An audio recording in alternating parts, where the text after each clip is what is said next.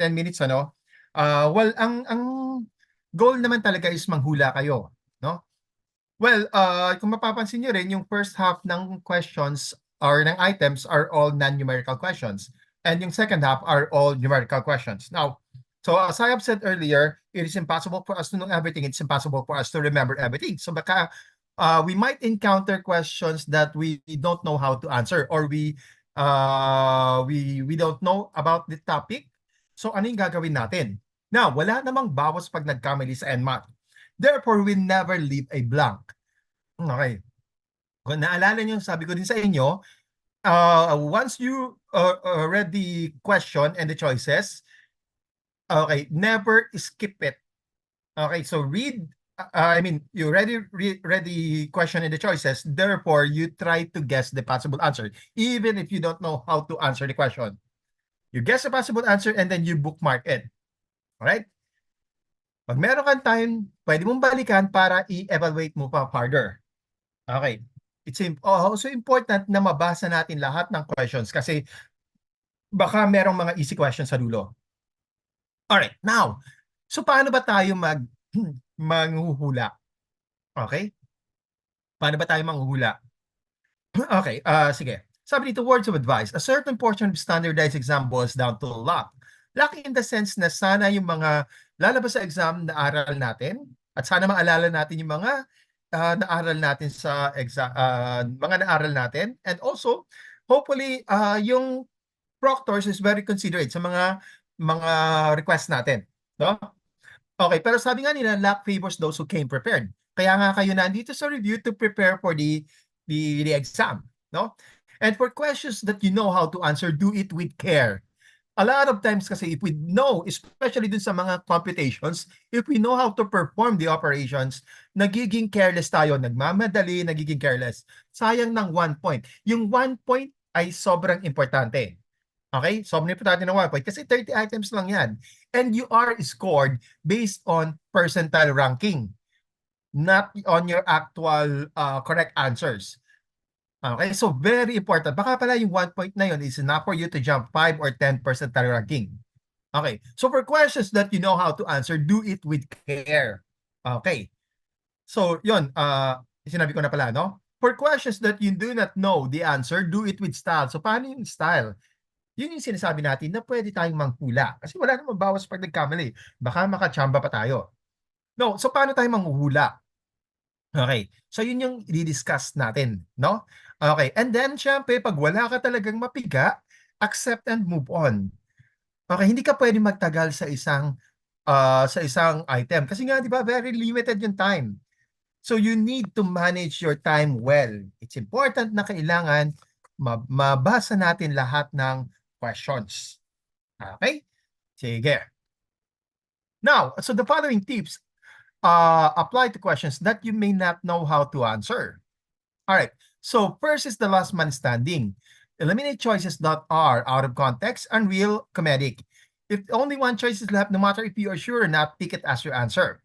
Now, sa mga gumagawa ng exams, merong mga medyo tinatamad wherein yung mga choices paminsan yung mga choices na nilalagay nila ay medyo obvious na mali. Meron naman ng mga masisipag na sobrang tricky na mga choices, no? Okay. So, and usually napansin ko, no, sa mga choices laging merong isa doon na obvious na mali. So we find that, no? So etong the last man standing is equivalent to your elimination. As I have said, elimination is very helpful sa lahat ng subtest ng NMAT. Okay? Sige, example.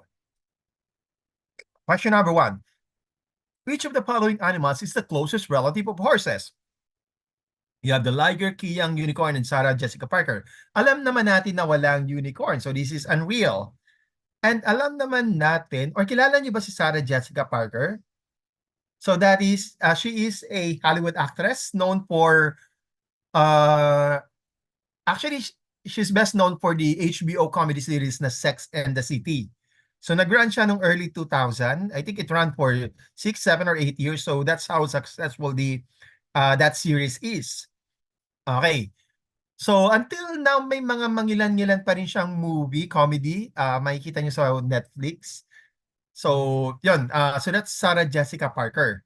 Kaya siguro siya naligaw dito kasi during our time, parang ano, ang joke that time was mukha daw siyang kabayo kasi nga pahaba yung mukha niya tapos payat na kulot ang buhok, no? Pero hindi, that's body shaming, no? Pero maganda siya. Kahit ang sobrang payat niya, no? So that's Sarah Jessica Parker. So she's a person, not a horse. So that leaves us with Liger and Kiyang. So ano yung sinagot niyo dito? Between Liger and Kiyang. Liger sounds like what? Sounds like Lions and Tigers, di ba? Liger sounds like Lions, Tigers. O, may mga estudyante pa ba ako? Gutom na ba kayo? Pagod na? Alright, sige. Malapit na tayo matapos. 40 minutes na lang. So, Liger sounds like Lion and Tigers. Okay. Sino ba ang kamag-anak sa mga common animals? Sino ba ang kamag-anak ng mga Lions and Tigers? Yes, go ahead. Sir, naka-disable po ba talaga ang chat? Hindi po. Naka-disable ba yung chat nyo? Opo, hindi po ako maka-chat.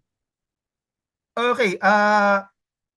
Hindi dapat. Kaya pala wala akong nare-receive na response galing sa inyo.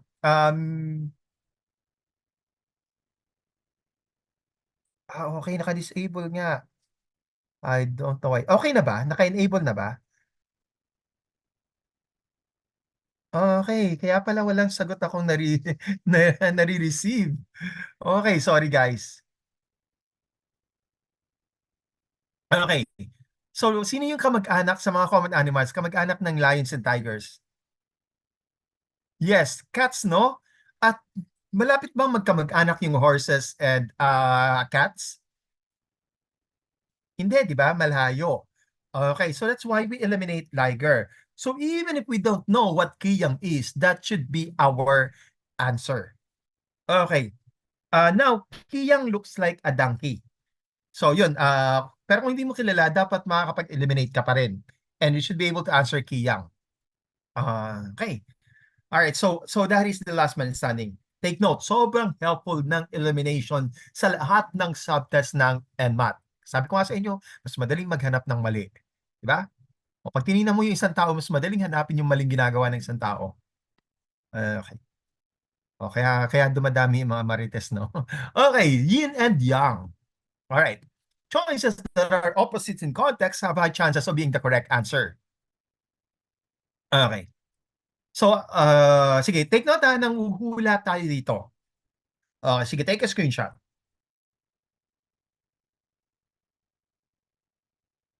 All right?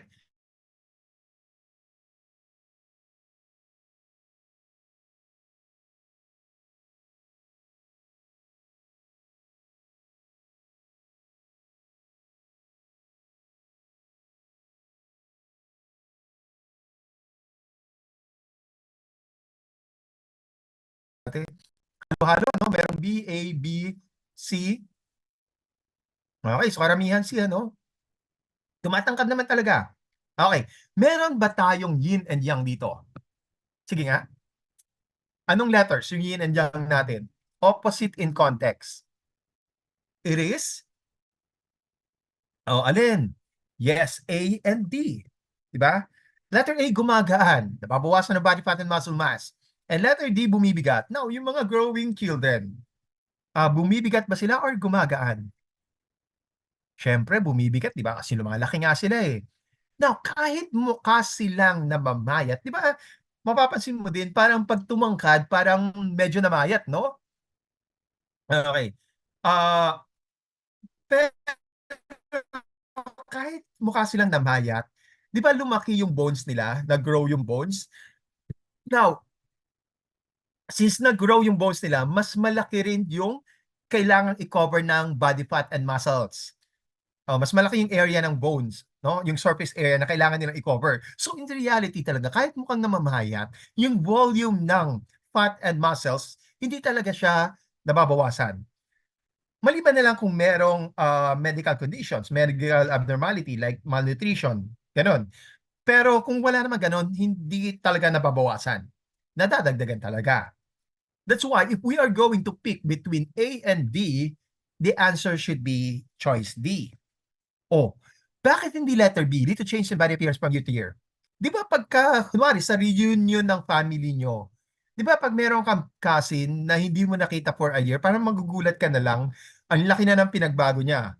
O lumaki siya ng mabilis or after a year or kung ano man. No? Especially yung mga dumadaan ng puberty age. Ang laki ng change sa body appearance. How about si letter C? Progressive height increase of 4 inches a year. Eh, di ba tumatangkad naman talaga? Now, the problem kasi is the term progressive. So that means every year ay 4 inches. Kayo ba nung lumalaki ba kayo, 4 inches ba every year? Di ba hindi naman? Di ba may times na mabilis kayong lumaki or ang laki ng tinakad nyo, may times na mabagal? At ang tawag natin doon ay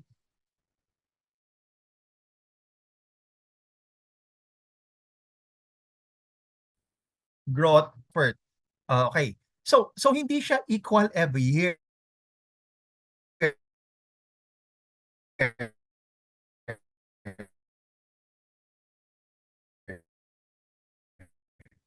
Di ba? I mean, siya 4 inches a year. Hindi siya equal every year.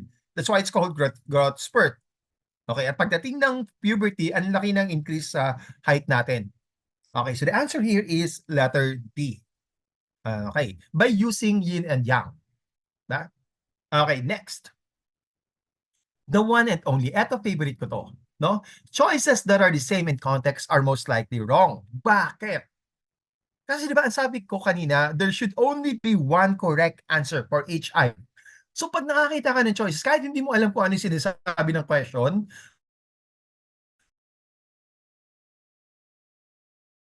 pag nakakita ka sa choices ng parehong sinasamang sagot. So, ang favorite ko din dito is that uh, pag, pag nakita ko siya, at least agad yung pwede. Okay, o madami na agad yun, yung dalawa. If there are 4 choices, natanggal mo yung dalawa,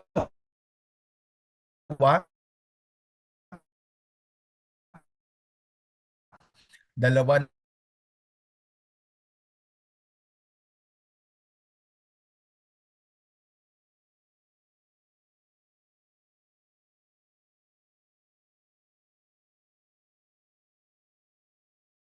okay lang, hindi pa naman kayo doktor. I think may kinalaman to sa autoimmune disease. Okay. O, increase the heart rate. That's self-explanatory. Bibilis yung tibok ng puso. How about si letter B? Lead to dehydration. Pag nade-dehydrate ba kayo, bumibilis ba yung tibok ng puso nyo?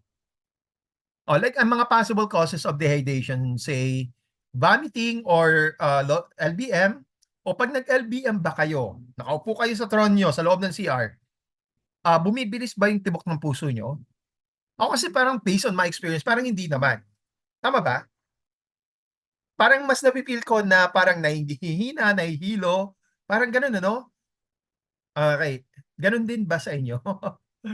Okay. So we can say that dehydration and heart rate are not related. No? Okay. Siguro if you are extremely dehydrated and you are about to die, siguro baka bibilis nga yung tibok ng puso nyo. Pero if that is not if that is not the situation, parang hindi naman. Okay, how about aerobic? Considered aerobic. Aerobic process of your body, what is one of the main requirements? Oh, from your bio, di ba, you are going to make an energy. Ba? O, para makagawa ng energy, kailangan ng burning process. So ano ang isa sa mga main requirements? Oh, that is, you need an oxygen. Okay, you need an oxygen. Di ba? Kasi nga may burning process, you need an oxygen. So, sa respiration, di ba, that's aerobic process. You need to create an energy. Oh, sino yung mag-distribute ng oxygen? It is your blood. And who will pump your blood? It is your heart. That's why aerobic process of your body helps in increasing the heart rate. Okay. So, so pwede pala sabihin natin, related si C and A. O how about si choice D? Competitive activities. O between running and walking, which one is more competitive? Siyempre, Running, di ba? Running. Kaya ka nga hinihingal. Kaya ka nga naghahabol ng hininga, di ba? You need a lot of oxygen kasi there's a lot of aerobic process. There's a lot of burning process kasi you need to create a lot of energy kasi you are using a lot of energy while running. Okay. So, uh, kung kailangan may malupit na aerobic process, ano nga ang main requirement? Isa sa main requirements, you need oxygen. And who will distribute the oxygen? It is your blood. And who will pump your blood? It is your heart. So, competitive activities helps in increasing the heart rate. So in context pala, A, C, and D are similar. Like if choice A is correct, dapat si choice C tama din. And ganun din dapat si choice D. Hindi nga pwedeng magkaroon ng 2 or more correct answers. Therefore, the one and only here is choice B. So hindi pwedeng maging sagot si A, C, and D. Okay? Kaintindihan ba tayo? Question, guys? Question, wala? Alright, sige. Now, let's move to next. Say what now? In a set of choices that are too similar and too obvious, the most different choice has a higher probability of being correct. Okay.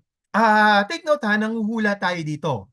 Parang paminsan kasi may encounter ka na question na parang too easy to be an answer. Alright? O parang yung mga too good to be true, ganun din bagay, no? Okay, example. Which of the following fruits has the highest amount of vitamin C? You have the oranges, red peppers, apples, and strawberries. Ano yung sagot nyo dito? Yung totoo. Ano yung sagot nyo? Or, may sumagot ng letter B. C, apples. A, karamihan letter A, ano? Totoo naman kasi na mataas ang vitamin C content ng oranges, sa mga citrus fruits. Pero di ba, parang pag inisip po, if this question was given to grade schoolers, do you think magkakamali sila if the answer is oranges? Hindi, di ba? So, isasagot din nila yon. Do you think the question for your NMAT ay may level na pang grade schools? Parang hindi naman. Okay. So, the answer here is red peppers. The answer is red peppers. Okay, very good. So, mali pa rin. Okay, so the answer is red peppers, letter B. Okay, the highest vitamin C content sa mga choices. Alright, next. A clue. The choice that resonates with the question the most is probably the correct answer. A resonance can be in the form of synonyms, definitions, or explanation of key terms to the questions. Okay, sige, take a screenshot. Now, sobrang kailangan natin ng context clue. Okay, kailangan natin to. Lalo na pagdating sa Soksai. So, yung context clue is very helpful sa Soksai kasi yung mga names ng kanyang, yung mga terms sa Soksai, may kinalaman sa kung ano yung nangyayari sa kanya. Alright? Kaya medyo there is a high possibility na makakakuha ka ng correct answer by using context clue. Okay? Example. A child was conditioned to fear black cats. Soon she began to fear anything black. This is an example of a what? Ano yung sagot nyo dito? D, stimulus generalization. Merong A, negative transfer. Merong C, operant conditioning. Sige, tingnan natin. Bakit negative transfer? Bakit C? Wala akong nakitang B, ano? Karamihan letter D. Bakit letter D? Dog. From specific na black cats. Tama ba? Okay, tapos naging anything color black. Nagkaroon ng parang generalization from specific to general. Yeah, so nagkaroon ng generalization. Bakit letter C? Madami-dami din sumagot ng letter C because of the conditioning, no? Sige. Alright, sige. Now, do you think the child, volunteered to develop fear in black cats? Hindi naman siguro, ano? Okay. Pag sinabi daw kasi nating operant, this is voluntary. So, I don't think the child volunteered to develop fear black cats and also to develop fear in anything colored black. So, pwede na nating i-eliminate sa letter C. Okay, do you think a stimulus was used for the child to develop fear in black cats? Siguro, no? Kasi hindi naman basta-basta matatakot siya sa black cats. So, malamang merong stimulus ng tinakot. Parang yung mga matatanda, di ba? Parang sinasabi nila lagi na malas yung mga itim na pusa. So, ganun. And do you think another stimulus was used for the child to develop fear in anything colored black? Siguro, no? That's why if we are going to follow context clue, the answer is letter D. And that is the answer. Okay, the answer is letter D. Okay, next.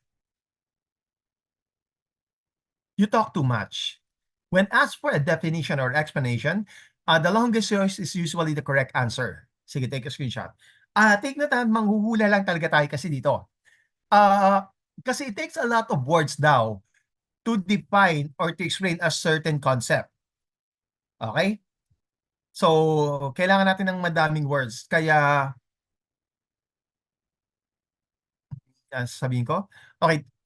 Kaya, pagka hindi natin alam kung ano yung tinatanong, for example, if you were asked for black body radiation, anong malay natin doon? O, choose the longest one. Since wala namang bawas pag nagkamali eh. So, malay mo, makachamba ka pa ng correct answer. Okay, example. Which of the following defines sociology? Regardless yung length, dapat alam naman natin kung ano yung definition ng sociology. So, ano yung sagot dito? Yes, it is letter. Okay, correct. It is letter B. A study of human groups, their customs and institutions, and their development at all times and places. How about si letter C? Tungkol saan si letter C? Deals with the production, distribution, and consumption of wealth by human groups. Yes, it is economics. How about si letter D? Human behavior, mental processes, and personality. Yes, that is psychology. Very good. Okay. Now, so these are some of the tips that you can use in determining the possible, take note ha, possible correct answer. Kasi nga, nanguhula ka pa rin naman, no? Okay, the possible correct answer for choices that are non-numerical. Now, how are we going to evaluate the questions that are numerical? Okay, so paano natin sila evaluate? Now, back to basics. Guys, huwag kayong matakot sa math. Alright? Sa mga standardized exam, oftentimes, or yung mga math questions are a lot easier than your math quizzes and exams sa subject. Totoo yun. No? Okay. And then, so mas madali. And a lot of times, basic knowledge in math is enough to solve a lot of problems. Parang ako, pag nagtitake ako ng mga standardized exams, sa mga word problems, I seldom use algebra. Kadalasan arithmetic lang. So I just write it down based on how I understood the problem. Okay? Tapos, based doon, isa-solve ko na lang siya using arithmetic. Okay? So yun, and usually mas madali nga to compared sa mga quizzes and exams nyo sa klase. Ang gusto lang din nilang malaman if you know how to perform the operations. Okay. So wag kayong matakot sa math. Okay? So wag kayong matakot sa math sa mga standardized exams. Oftentimes, basic knowledge is enough to solve a lot of problems. Example. Okay, so find basic details that can easily give you the answer or a clue to the answer. When multiplying or dividing, certain combination of numbers result in specific numbers or last digit. Sige, take a screenshot. Okay. Sige, example.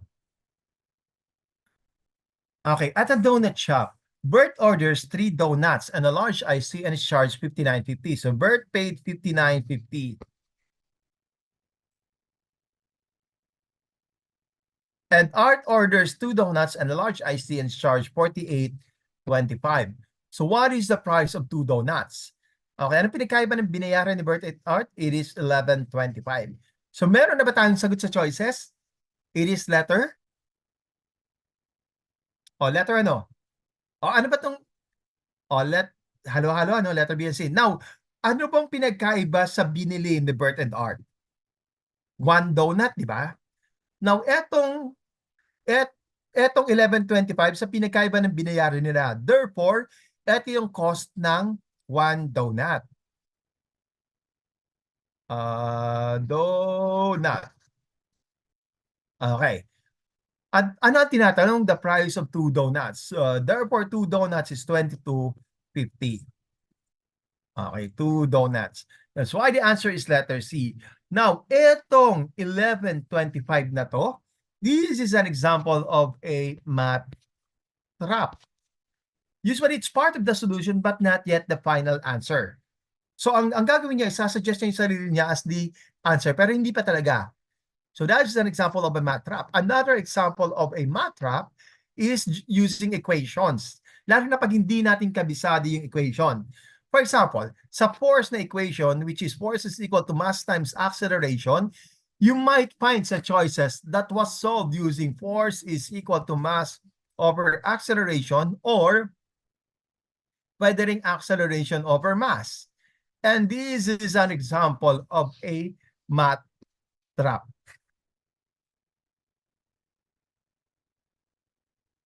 Okay, so this is an example of a math trap. So malito, no? Okay. Sige. Oh, another thing. Di ba, this word problem oftentimes used or solved by using algebra. Like this is a multiple equation. You have 3D plus say 1t for iced tea. O tanggalin ko na yung 1 plus t for iced tea is equal to 59.50. And 2 donuts plus 1 iced tea is equal to 48.25. Pero sabi nga natin, if you can simply use arithmetic, then do that. Okay, sige, take a screenshot. Kung kayang solve by simply using arithmetic, then let's stick to arithmetic. Okay, next. If P and F are single digits, which could be the quotient of 112,000 EF1 divided by 3? Do we have an equation for this? Do we have a formula for this kind of problem? Meron ba? Wala, di ba? Wala. Okay, so let's evaluate this. Pag eto daw na dividend, 112,000 EF1, divide natin ng 3, nandito yung quotient. O ano yung sagot nyo dito? O nandito yung quotients. Okay, let's reverse the process. If you multiply these quotients by 3, eto yung product. O question, alin lang dito sa quotients that if we multiply by 3, will give us that kind of product? Sino lang? Yes, si letter D lang. Bakit? Siya lang yung may 7 sa dulo that if you multiply 7 by 3 will give you 21. At siya lang yung magbibigay ng 1 sa 1's digit. Okay, the rest hindi. Si 4 magbibigay ng 2, si 5 ay 5, si 6 ay 8, si 8 ay 4. So si 7 lang yung magbibigay ng 1 sa 1's digit. And that's why the answer is letter D. Ito madalas na lumalabas sa exam, yung ganitong type of question. Okay? O diba, ang dali-dali lang pala. Okay, next. Lighten up. Use approximations of values for easier calculations. Cancel out numbers that can be simplified to get smaller numbers to calculate. Now, sa mga standardized exam, usually they will not give you numbers that are difficult to calculate. Kasi nga, ang gusto lang nalang malaman if you know how to perform the operations, not on how difficult you computed for that problem. Okay? So, yun. Gusto lang nila malaman kung marunong or alam mo ba kung paano sagutan. Now, if you encounter questions bago sa number 8, sige. Ito po, go ahead. Take a screenshot. Okay. Now, if you encountered questions na merong given na difficult to calculate, like mga 0.073, like 892, ano pa ba, 1,724, okay, mga hindi eksakto. Okay, baka pala kailangan gamitan ng approximations. Okay na po ba to? Per screenshot? Okay po. Okay, baka pala kailangan gamitan ng approximations. Okay. Sige, tingnan natin yung example. I think this example was already given sa chem nyo. Tama ba? Na-encounter nyo na ito sa chem, di ba? Yes or no? Oh, alam niyo na kung ano yung sagot. Tama? Ano yung sagot? It is letter. Oh, ano yung sagot? Susumo kayo kay Misay. Ay, kay Mizar. Oh, yes, it is letter. Okay, isa lang yung sumagot. Okay, sige. Ganito na lang.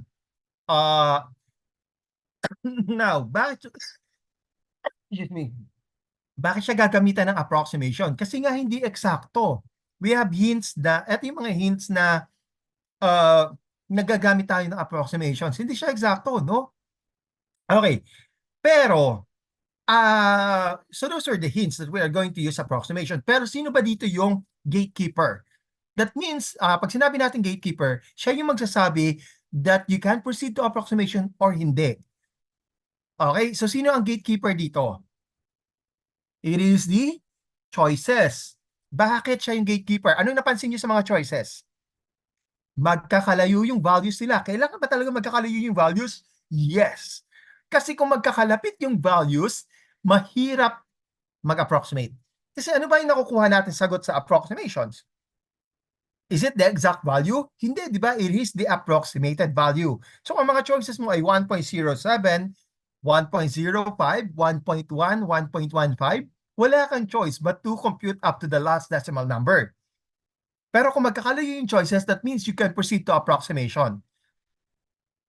Okay. So, malaki ba yung change sa temperature? Di ba yung initial temperature ay 259 Kelvin? At ang final temperature, that is 32 degrees Celsius. O, if we convert this to Kelvin, ito ay may plus 7 to plus ano yun? 173. Ilan to? 273, sorry. Plus 273. So this is 305 Kelvin. Okay. O, yung pressure, P1, that is 13.6 PSI. At ang P2 ay 0.98. O if we convert etong P1 kasi ang ginagamit sa this is gas law. Ang ginagamit sa gas law ay Kelvin, ATM. So if we are going to convert this 13.6 into ATM, di ba 14.3 is equal to 1 ATM. Siguro etong 13.6 mga 0.95 or 0.94 or 93. O let's say 0.93. O tansyahan na lang. Huwag na tayo mag-compute. ATM. O question, malaki ba yung change sa temperature? Maliit lang, di ba? Maliit lang. How about sa pressure? Malaki din ba yung change sa pressure? Maliit lang din. Do you think malaki ang change sa initial volume? I mean sa final volume? Malaki din ba or maliit lang din? Maliit lang din. That's why, kung ano sa choices ang malapit sa initial volume na 1.1 liters, yun ay sagot. That's why the answer is letter B. There's no need to compute for question number 9. Sobrang time-consuming mag-compute ng tawag ito, ng gas law. Alright? Question. Question? Wala? Okay, sige. Next. Make it your own. Okay, in questions that don't have a specific given values, choose test numbers that are easy to calculate. Typically use small numbers. Use 100 when working with percentages. Okay, sige, take a screenshot. So ano sinasabi dito? Pag hindi daw binigay yung initial value, pwede tayong mag-assign ng numbers. Usually we use small numbers, but But pag percentages ang problem, we use 100 kasi mas madaling mag-compute ng percentages sa 100. Okay, example. If j is an odd integer and k is an even integer, which of the following is odd? If you know the rules for odd and even, you should be able to answer this right away. Pero kung hindi, sige, let's assign a number. What is the smallest odd integer? That is 1. Okay. The smallest even integer? That is 2. Let's evaluate. So 2 times 1 plus 2 is equal to 4. At ang hinahanap natin ay odd. So ito ay hindi. Okay. So we have 1 plus 2. The total is 3. Ito na yung hinahanap natin na odd. Is there a need for you to evaluate C, D, and E? Hindi na, no? Wala, wag na natin evaluate. Baka makakuha ka pa ng tamang sagot. Sasakit pa yung ulo mo. Okay. So you answer choice B. There's no need to evaluate C, D, and E. Okay. Pag nakakuha ka pa ng tamang sagot dyan, edi mag-mini-mini mo ka pa. Ganon din naman. So skip mo na sila. Move to the next item. Okay. Next, question number 11. Metropolis increased its population by 30% from 1990 to 1996. It again increased by 40% from 1996 to 2002. So during the 12-year period, what was the percent increase in the population of Metropolis? Okay, binigay ba yung initial population ng Metropolis? Hindi, di ba? So ano ang i-assign nating initial population ng Metropolis? That is, pag percentages daw, ano daw yun? That is 100. Okay. From 1990 pala, sorry. 1990 to 1996, okay, yung 100 na initial population ng Metropolis, nagdagan down ng 30%. So what is 30% of 100? You have 30. Okay. So the total is 130. So pagdating ng 1996, it is now 130. From 1996 to 2002, di ba yung 130 na nung 1996, nadagdagan down ng 40%. 130 times 0.4. Ilan to? So 0, 2, 12, 4 plus 1, 52. 130 times 0.4, that is 52. So ang total is 130 plus 52, 182. From 1990 na 100, pagdating ng 2002, naging 182. Ilan ang nadagdag sa population ng Metropolis over the 12-year period? 82. At ilang porsyento ng original population? Ilang percent? That is 82%. Okay. That's why the answer is letter E. Okay. Di ba? Pag nag-algebra tayo dito, mag-let x pa tayo be the initial population. You have 0.3x, blah, blah, blah, etc., etc. Okay. Pero sabi nga, pag kaya ng arithmetic lang, stick to arithmetic. Okay, pero alam niyo ba, may mas mabilis pa dito. Hindi mo na kailangan mag-solve. Ano ba ang increase? Is it simple increase or compounded yung increase? Is it simple or compounded? Yun yung lang yung gusto ko malaman. Yung pangalawang increase ba, saan siya kinompute? Sa nadagdagan na or sa original na 100? Di ba sa nadagdagan na? So that means it is compounded. So wala ka na dapat na sagot na equal or less than the sum of the two increase. So your answer should always be greater than 70%. Okay? At ang sa choices, ang greater than 70% is 82. So yun na yung sagot mo. Okay, so wala ka na, your answer should always be greater than 70%. Okay, so hindi mo na rin dito for question number 11, hindi mo na rin talaga kailangan mag-solve. Pinakita ko lang yung pag-solve para if in case there are choices na possible answer. Okay, question. Wala? Okay, sige, next. Naka-disable ba ulit yung direct message? Hindi naman. Ano sumasagot eh. Kala ko naka-disable ulit. Alright, so back from the future. Alright, choose one of the choices and answer and try to solve backwards to get the given. And sige, dadagdagan ko lang. Always start with the middle value. Bakit? Anong ginagawa dito sa back from the future? Pipili ka sa choices as the possible answer and then you reverse solve the problem. O, di ba? Parang reverse solve the problem. Parang ang lupit, ano? Okay. Since hindi mo pa naman talaga alam kung ano yung tamang sagot kasi manghuhula ka sa choices, then always start with the middle value. O, bakit? O, tingnan natin kung bakit. You take a screenshot. Okay, so there are 54 shoplifters in a certain grocery store. If there are 14 more men, take note, mas madami yung lalaki na 14. If there are 14 more men than women shoplifters, how many shoplifters are men? Di ba? Pag tinotal mo daw yung men and women shoplifters, ang total nun ay 54. Di ba? Okay. Sige. Ilan daw ang lalaki? Let's say 20 yung lalaki. Kasi sabi, always start with the middle value. If there are 20 na men, ilan ang women? Sige nga, ilan ang women? Mas madami daw yung lalaki na 14.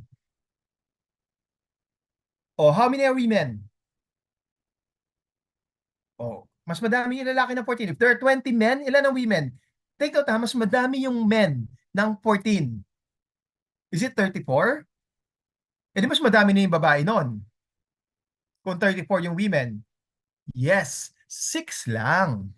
At ang total nito ay 26, which is not equal to 54. Ang hinahanap natin ay 54. So mali si letter C. Anong kailangan natin? Higher than 20 or lower than 20?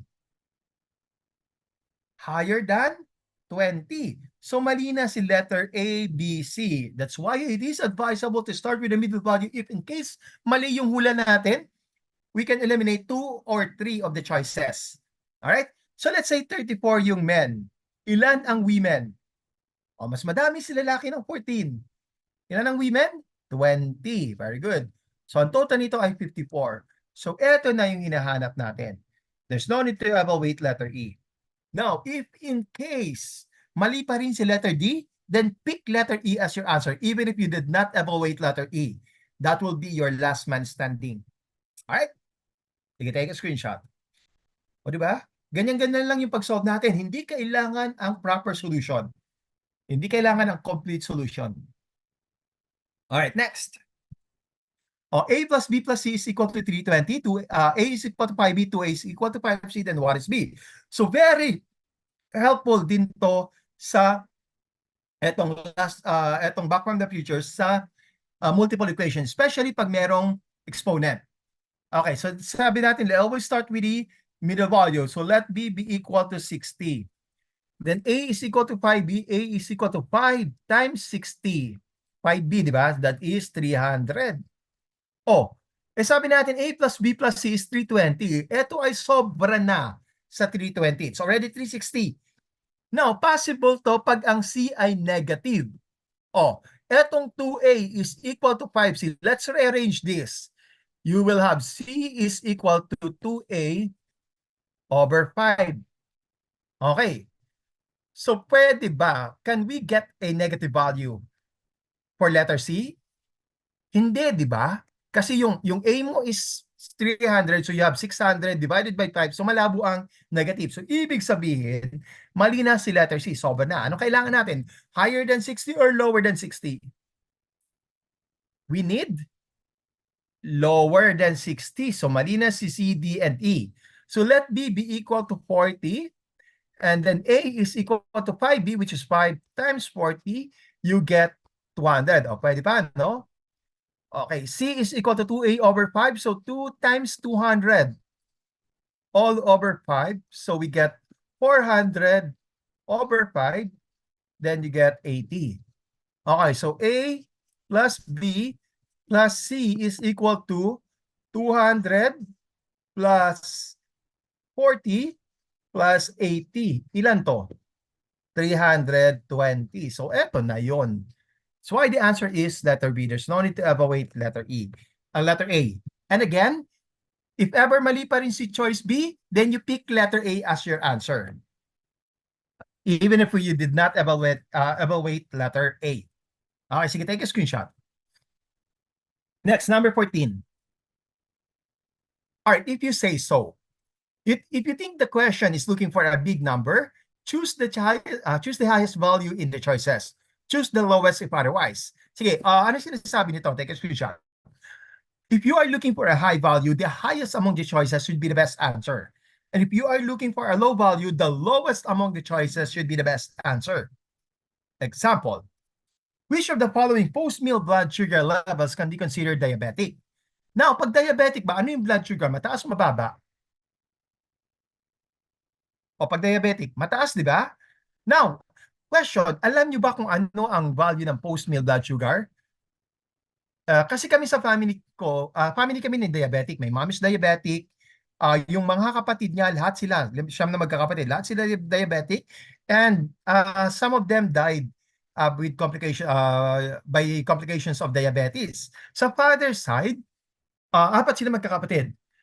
Yung tatlo ay diabetic. My father, hindi siya nag-diagnose as diabetic kasi mas maaga siyang namatay due to cancer. So yung mom ko naman, sobrang religious siya uminom ng maintenance. So ang dami niya ng gamot ininom. Kaya goods pa naman, no? Okay. Pero so dito sa bahay, paminsan for example ako, I'm not yet diagnosed as diabetic. Pero paminsan pagkagising ko, parang nag-random check ako pag naalala ko na hindi pa ako kumakain for 8 to 10 hours. So nag-random check ako, test ko na yung blood sugar ko. Normal pa naman, no? Pero kasi yung tawag doon is fasting blood sugar. Hindi naman kami nagte-test pagkatapos kumain, no? Kaya hindi namin alam kung ano yung value ng post blood sugar. Pero sabi nga natin, pag sinabi natin diabetic, mataas yung blood sugar. Now, if 140 is already diabetic for post-meal blood sugar, di mas lalo na si 170.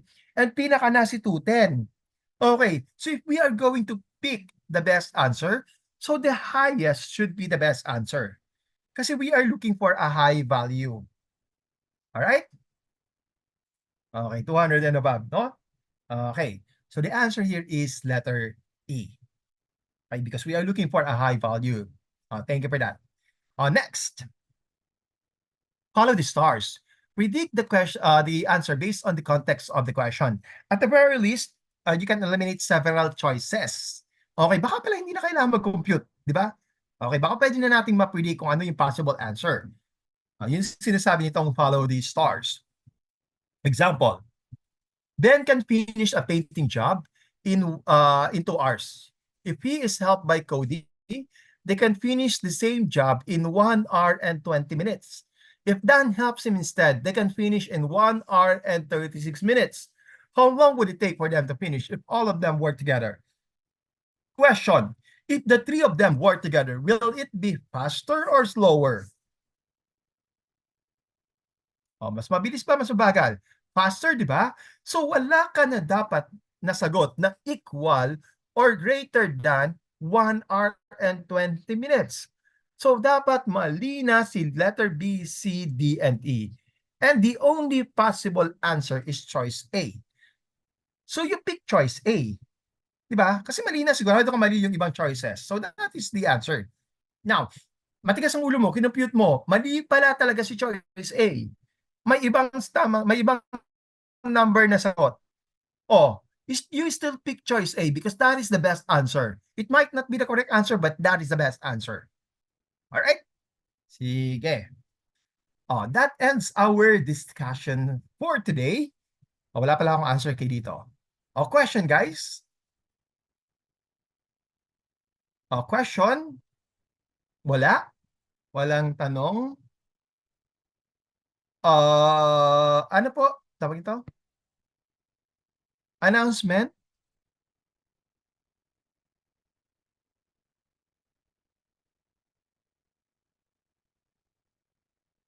Sir, pabalik sa stars. Sige po. Sorry po.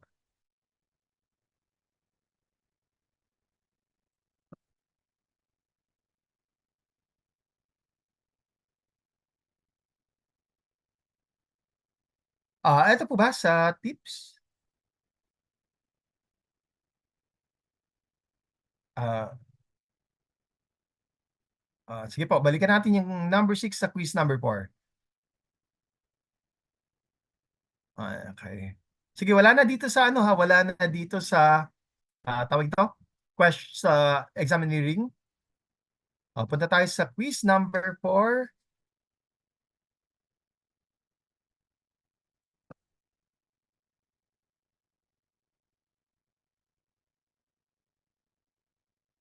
Eto po, yung number 4. 3 and 4, sige po. Pabalik ng 3, number 6 pala yung gusto mo.